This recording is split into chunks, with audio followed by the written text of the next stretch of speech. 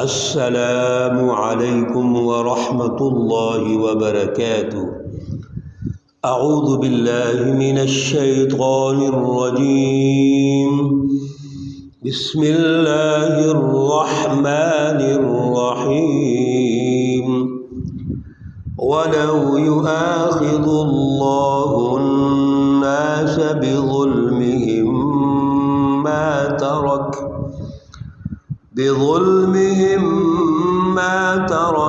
عَلَيْهَا مِنْ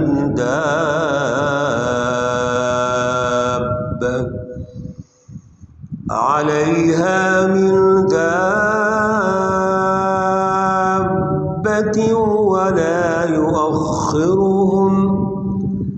ولا يؤخرهم إلى أجل مسمى، فإذا جاء أجلهم لا يستأخرون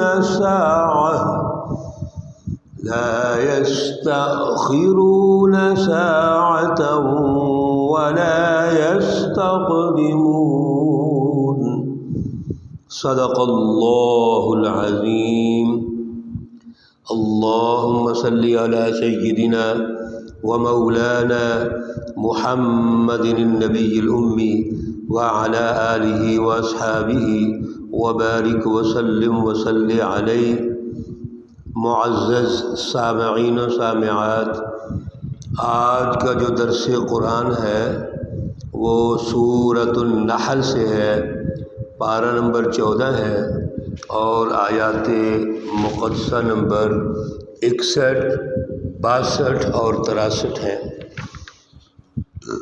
اللہ رب العزت ان آیات کا فہم، شعور، اعلیٰ نظریہ عطا فرمائے اور پھر ان پر عمل کی توفیق اور صلاحیت عطا فرمائے۔ گزشتہ درس میں مکۃ المکرمہ کا وہ سماجی نظام جو حضور نبی اکرم صلی اللہ علیہ وسلم کی آمد سے پہلے ہے، اس کا ذکر ہوا ہے، اور اس میں ایک بڑی اہم جو ان کی بہت بڑی غلطی تھی، کمی اور کمزوری تھی، اس کو اللہ رب العزت نے ارشاد فرمایا، رہنمائی دی، اور وہ یہ تھی کہ جب بھی ان کے ہاں کوئی بیٹی کی پیدائش ہوتی تو وہ اس کو زندہ دفن کر دیتے تھے، وہ اس کو جان سے مار دیتے تھے۔ اس کی بیک گراؤنڈ اللہ رب العزت نے یہ بتائی ہے کہ اصل میں ان کا جو مائنڈ سیٹ تھا وہ بہت گھٹیا تھا۔ وہ بچی کی ولادت پر یہ سمجھتے تھے کہ ان کی توہین ہوئی ہے، تذلیل ہوئی ہے۔ جو ہی بچی کی ولادت کا سنتے تو وہ اپنے آپ کو ایسے محسوس کرتے جیسے مٹی کے اندر دفن ہو گئے ہیں اور بڑے ذلیل و خوار ہو گئے ہیں۔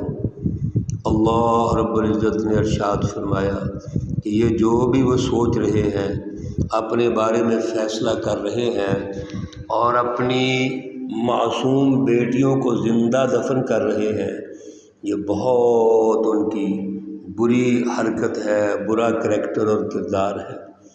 اللہ رب العزت نے اس رہنمائی میں یہ بھی ارشاد فرمایا تھا کہ اصل میں یہ اتنے گھٹیا سوچ کے مالک ہیں کہ اللہ رب العزت کی طرف بیٹیوں کی نسبت کرتے ہیں کہ اللہ رب العزت کی بھی بیٹیاں ہیں، حالانکہ توحید فی الذات میں ہم یہ سمجھ چکے ہیں کہ اللہ رب العزت تو ہر رشتے سے پاک ہے۔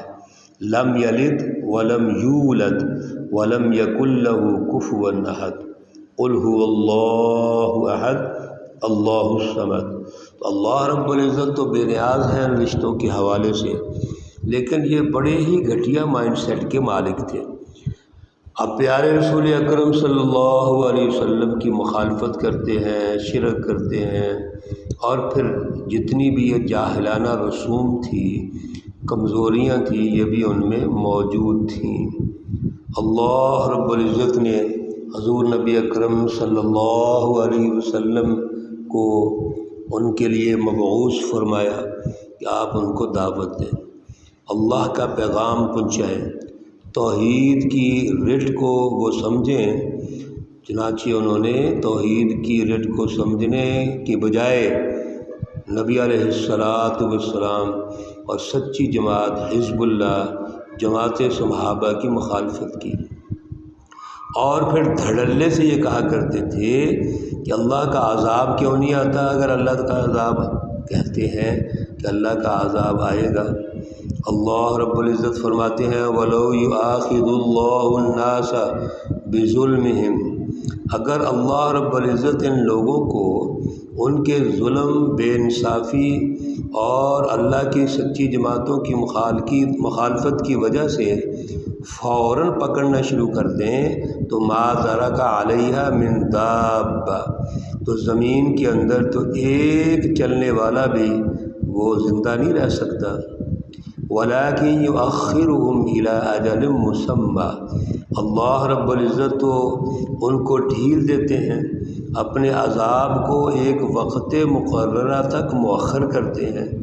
وقت مقررہ سے مراد یہ ہے کہ اللہ رب العزت جب چاہیں گے وہ عذاب آ جائے گا، لیکن اللہ یہ چاہتے ہیں کہ ان کو ڈھیل دے دی جائے۔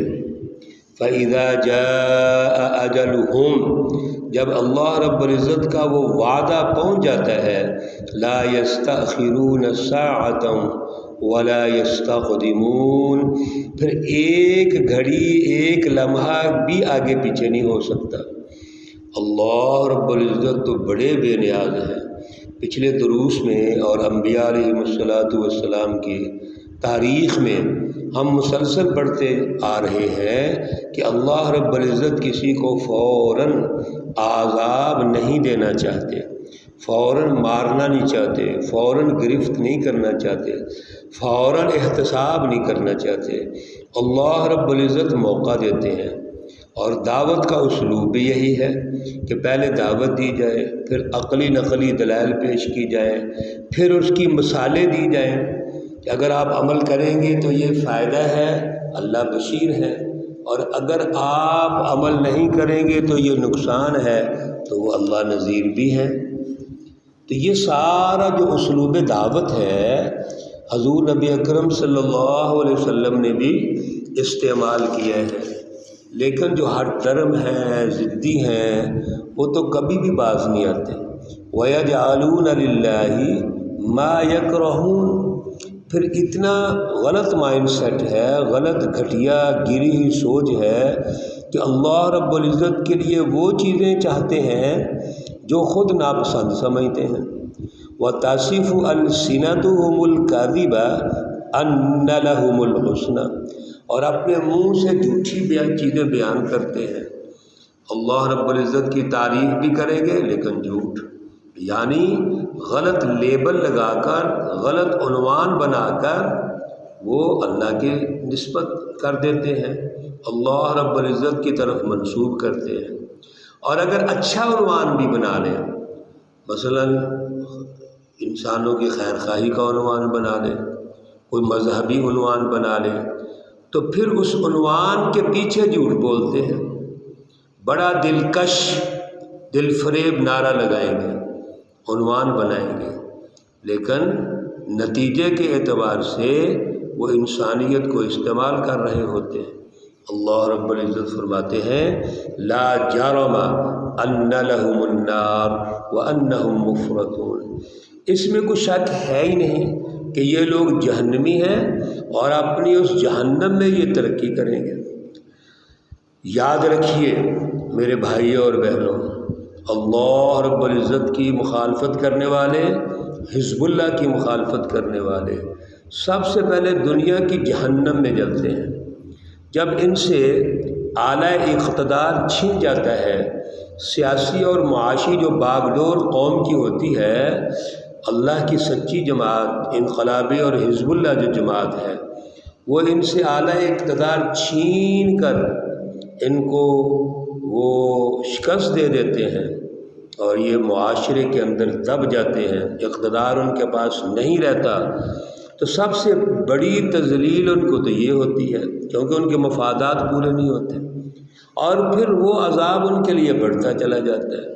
اور پھر آخرت کا عذاب بھی ایسی ہے، وہ بھی بڑھتا چلا جائے گا۔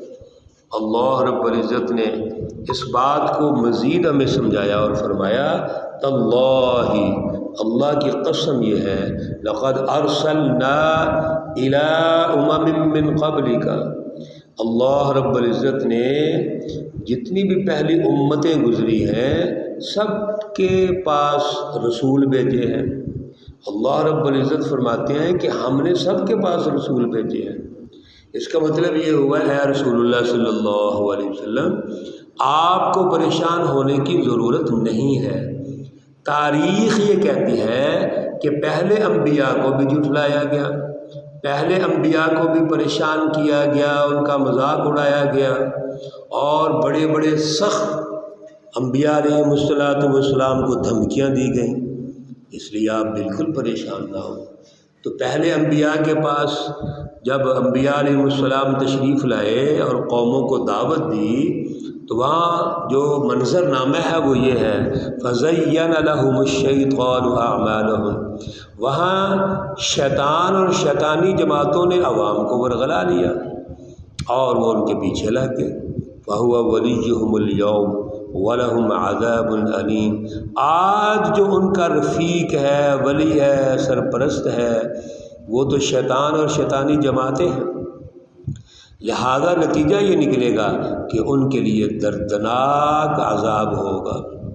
یاد رکھیے جب بھی دو جماعتوں کا مقابلہ ہے، ایک طرف حزب اللہ ہے، رسول اللہ صلی اللہ علیہ وسلم کی جماعت ہے، جماعت صحابہ ہے، دوسری طرف حزب الشیطان ہے جن کا ہیڈ اور ان کا آرگنائزر اور مینیجر وہ ابو جہل ہے اور اس کی پارٹی ہے، حکمران شیطانی پارٹی ہے، سردار پارٹی ہے۔ تو یہ سارے جو سردار ہیں یہ شیطنت پر مبنی ہے، یہ شیطان کے پیچھے ہیں، یہ انسانی سوسائٹی میں انتشار اور فساد پیدا کرتے ہیں۔ تو انہوں نے بھی پہلے انبیاء علیہ السلام کی طرح ان کا مذاق اڑایا، رسول اللہ صلی اللہ علیہ وسلم کا مذاق اڑایا، بہت سخت تکلیفیں پہنچائیں۔ حضور نبی اکرم صلی اللہ علیہ وسلم کے صحابہ کو، جماعت کو 2 دفعہ حبشہ کی طرف ہجرت کرنی پڑی، اور تیسری ہجرت ہوئی جس میں رسول اللہ صلی اللہ علیہ وسلم کو ہجرت کرنی پڑی۔ اب جب رسول اللہ صلی اللہ علیہ وسلم نے اپنی ذات اقدس کے ساتھ خود ہجرت فرمائی تو آرڈر یہ تھا اللہ کا کہ اب کوئی مسلمان مکہ میں نہیں رہ سکتا، آپ کی جو سچی جماعت ہے وہ مدینہ میں جائے گی۔ کیوں؟